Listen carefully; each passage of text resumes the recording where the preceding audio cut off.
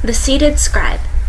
This particular scribe is painted with a reddish pigment, which has survived pretty well intact. We can still see the residue on the surface. The sculpture is painted limestone. It's most likely a funerary sculpture meant to be in a tomb. He's about 4,000 or 5,000 years old, and he dates from the Old Kingdom. One thing that really stands out to me is the droopiness of his skin. He has stomach rolls like one would normally get when they sit down. He is not depicted as strong and in perfect shape. However, he does have a funerary sculpture, so he has to hold some significance, right? Well, he does. He's a well-educated man who can read and write, and he's a scribe. If we take a closer look at his hands, he is writing something down. His left hand, now empty, looks as though it should be holding a pen, and in his right he holds a piece of papyrus.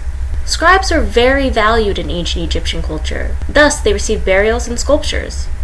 They were not depicted as kingly or godlike, however, but they were depicted with more rounded forms, and many times seated.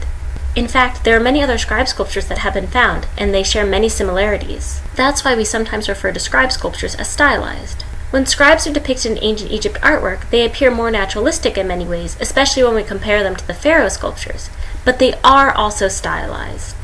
Let's take a closer look at the face. His eyes are intense and piercing. He definitely holds our gaze. The eyes are inlaid with stone, and this is what makes them appear more realistic. The crystal in the eyes is shiny. He also wears makeup. His eyes are outlined in black. His cheekbones are rather high, and perhaps he resembles the man who once lived, but we don't know.